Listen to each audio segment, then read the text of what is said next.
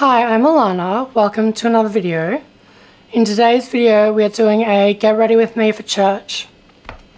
So I have been writing a paper for developmental psychology, and I have to write about like the nature versus nurture debate, like which one is more important in development.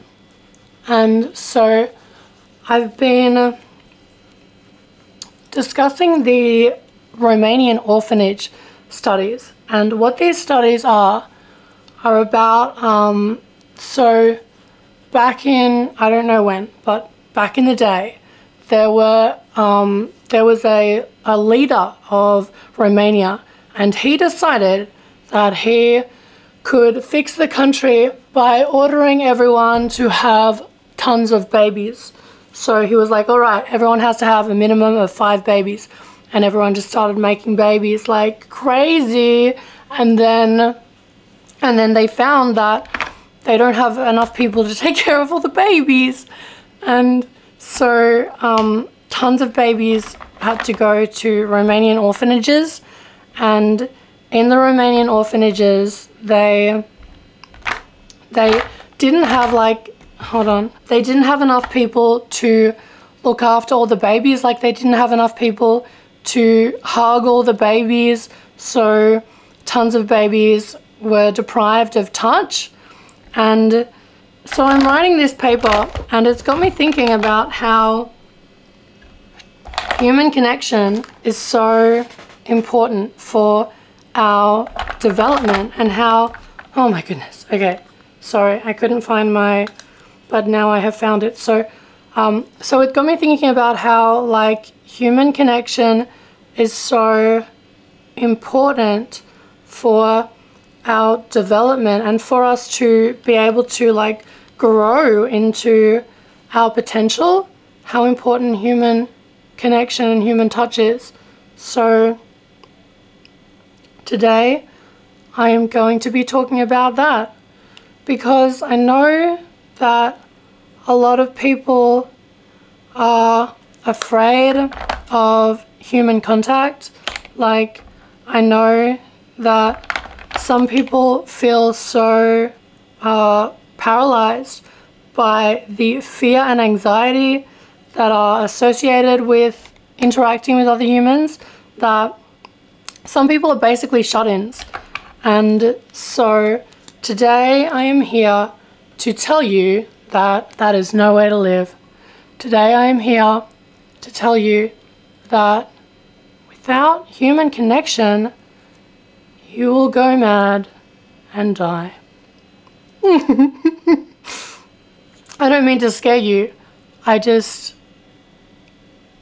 needed to say that without human connection, without human touch, and without human connection, you will go mad and die. So if you are a shut-in and you feel fearful of the world, and you feel fearful of interacting with other humans, can I just say, don't be scared. Don't be scared, because everyone needs connection. Everyone needs human connection. Because, so in these orphanages, in these Romanian orphanages, the babies, they were deprived of touch, and so they were like, they lived in these really terrible conditions for some of them for 6 months, and then some of them for up to like 2 years. And they found that the babies who spent longer in the orphanages, they suffered developmental delays. Like, for instance, some of them had symptoms that mimicked autism. Like, some of them had symptoms that were similar to autism, in that like they would have obsessive behaviors. Like, some of them, like one of them was addicted to like watches, and like just obsessed with watches, and then one of them was just obsessed with like money. like not money, obsessed with money, but like obsessed with $10 notes specifically. And they also found that in these children, the ones who, so a lot of them were adopted by British or American families, and they found that the ones who were adopted before the age of 6 months, they developed relatively normally. Like they were able to overcome the developmental delays fairly easily and became reasonably well-adjusted children. But the longer that they spent in the orphanages, the more they suffered developmental delays. And so some of them suffered like real cognitive impairment, so the average IQ is 100, and the babies who were adopted before 6 months of age, they had reasonably normal IQs, whereas the ones who were adopted after 2 years of age, their IQs were an average of 70, which is seriously cognitively impaired. And so writing this paper, it got me thinking about how everyone needs connection. And I feel like a lot of people are scared of connection in today's day and age, especially with like social media and technology. I feel like it's really easy to be a shut-in. Like it's really easy to just stay inside and avoid the world. And also like everyone being on technology all the time, like on our smartphones and devices instead of talking to people's faces. I feel like it's never been easier to be a shut-in. If you want to avoid human contact, it's never been easier to do that. And I feel like that has catastrophic effects on people's mental health. Because, like, these babies, they did not develop normally. Because in the orphanages, there were way too many babies.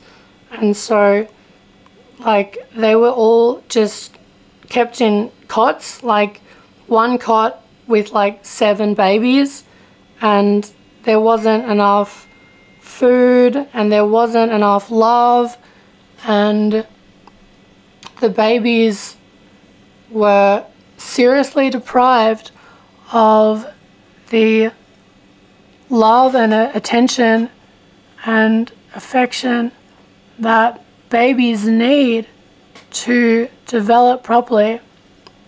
And so basically what these Romanian orphanage studies found was that people need human touch. Like, we need human connection, because otherwise we wither and die.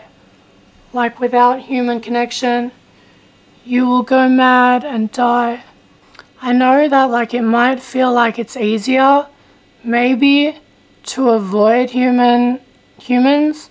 I know that sometimes it might feel like it's easier to avoid human connection, to avoid human contact, but I promise you that is never, like, that's not the easy way. Human contact is threatening for so many reasons, because it means that you leave yourself open to rejection, and that can be really terrifying for some people. And so if you are a shut-in and you are paralyzed with fear, terrified of human contact, you cannot live that way forever. Let me tell you, you cannot live that way forever. Humans are social animals, and we need human contact and we need human touch. My dreams have gotten so much better and cooler and crazier since I have been meditating so much. Since I have been meditating so much, I have reached like a deeper level of reality. I swear, like now in my dreams, so I think it's called lucid dreaming, where in my dreams, if I'm in a dream, I can be like, okay, I am in a dream, and like become consciously aware that I am dreaming. But then now I can like move around the dreamscape at will. With conscious will, I can move around the dreamscape with conscious will. Like, for instance, the other night I was having a dream and I was in my parents' house, and so I decided, well, I became like conscious of the fact that I was in a dream, and then I was like, okay, I want to go to the mirror. And so I walked to the mirror in the dream, and then I looked in the mirror, and in all of my dreams now, I have lucidity. Like, I have the ability to move around the dreamscape with like conscious will and intention, and it's the coolest thing. It is the coolest thing. Yeah, so as I have raised my level of consciousness, I can now move around the dreamscape and be like, okay, I want to go here and do this, and like I can do that. I'm like fully conscious in my dreams, and it's the most incredible thing. It's so cool. Happy Father's Day. Also, happy Father's Day, happy Daddy's Day to all of the daddies out there. I call my dad San-san, which means, it's Japanese because we used to live in Japan, and San-san means Mr. So happy Daddy's Day to all of the daddies. And thank you for getting ready with me for church today. You're beautiful, you're perfect, I love you, God bless you. If you're new, don't forget to like and subscribe to my channel.